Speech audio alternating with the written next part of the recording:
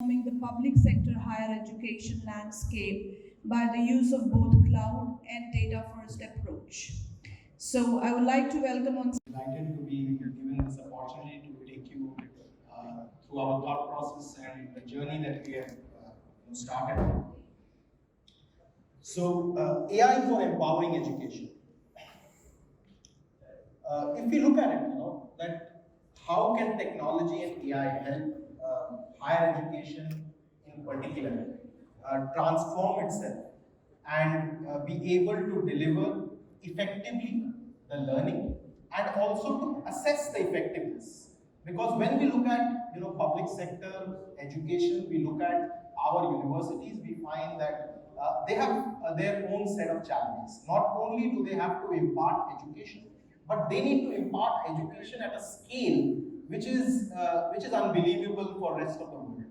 150,000, 200,000 students, or even up till 500 to 600,000 students in one university. That's the kind of scale which is mind-boggling for any other country, any other university in other areas of the world.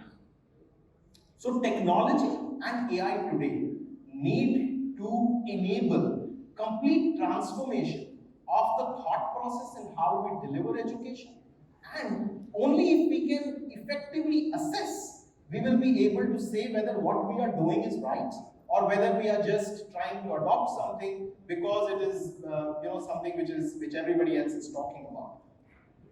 So today I will take you through, our vision of how technology and AI can help transform higher education, and subsequently we will talk about, the data. How does data get captured in a physical landscape where education is happening physically, where things are happening physically? How do we capture and create this educational big data, which can then be leveraged for both analytics, insights, and also, if we need to use AI and we need to use trend predictions or things based on AI algorithms, then those will depend upon capturing of big data.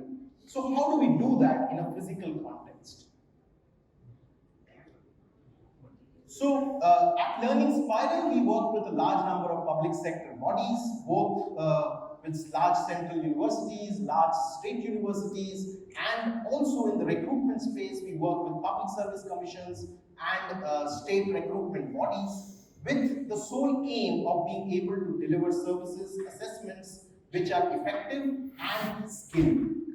And cumulatively, we impact more than 10 million plus student outcomes annually. So how technology and AI can empower educational bodies? So in today's context, things have changed dramatically. And now we need to look at the entire educational journey of the student in terms of the 4 A's. That you need to have content or authoring, which needs to be in with the times. So we are looking at a hybrid world now. We are not looking at pure physical or we are not looking at pure online. So actually the world is somewhere in between. So we are talking about a mixture. So that requires certain degree of different thinking, that how do you author or create a curriculum which is a good mixture of the online as well as the offline. So that's the first A, or the author. And secondly, then there is the administration. Because as I told you, the scale at which public sector educational bodies have to deliver education, you need to be able to do an effective administration. Third, of course, is to assess. Because without assessments, you don't know where you're headed. So you need to be able to both administer and then assess whether the learning which you're trying to deliver, is it actually effectively reaching to the students? Are the students actually becoming experts? Are learning from this delivery which you have adopted? And that will bring us to the 4th A, which is the analyze. So you have done the administration, you have conducted the assessments, and then the data which is there, you are able to analyze it to deliver insights. So that's the 4 A's in which we believe that higher education in particular needs to follow to be able to transform themselves. So with the assessments and the use of technology, we are able to generate big data. Because often we come across situations where the universities tell us that where is the data? We don't have a learning management system. We don't have whatever learning management systems we do have. That's more to support the colleges. So what is the one source of reliable big data which our educational bodies can capture effectively? That's the assessment data.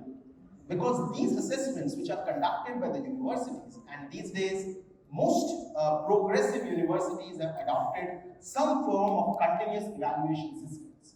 So the moment you club a continuous evaluation system, you are able to come to a scenario where you are able to get big data on the pace at which students are actually learning something or able to master certain topics, skills, or learning outcomes.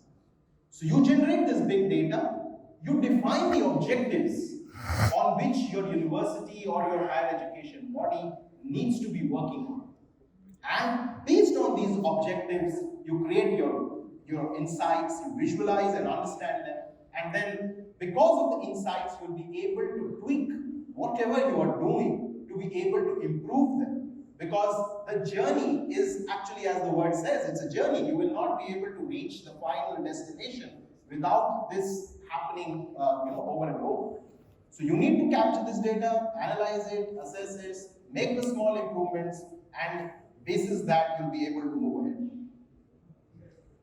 So capturing the educational big data and what is the analysis or the insights that one is able to deliver is something that we need to ponder upon. We typically look at insights from three different broad groups. So one insight would be about things which will improve the platform or your delivery methodology, and another would be about how effectively you can deliver it. So to be able to do that, you need to, as I said, you're relying on assessment data because that's something which exists in a proper environment in the physical world. So you need to have a standardized question bank.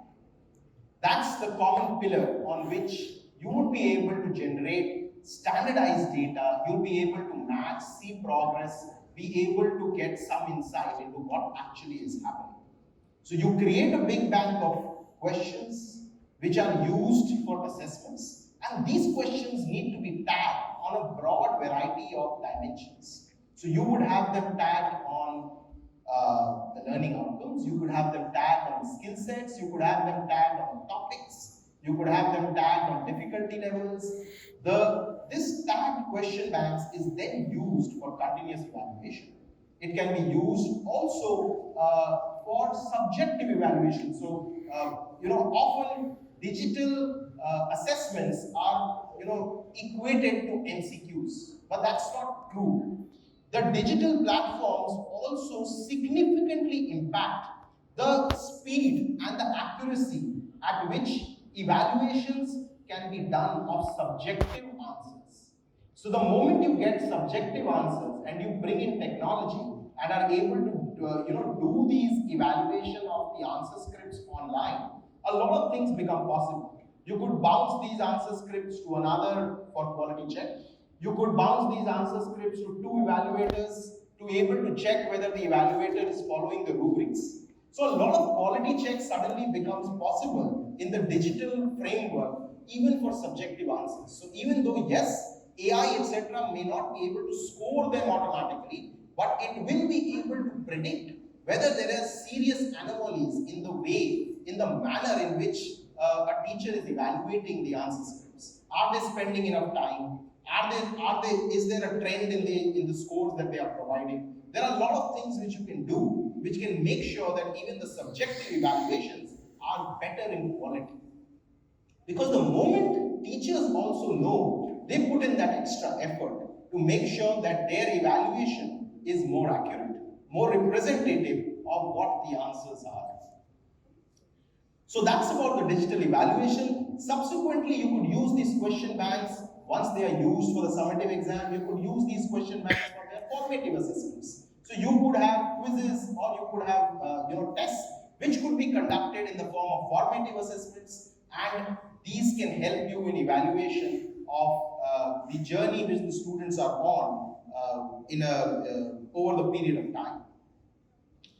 And subsequently, of course, you can, if you are putting in some sort of hybrid learning environment, you are having some degree of a learning management system or a virtual learning environment, you would be able to capture student engagement, student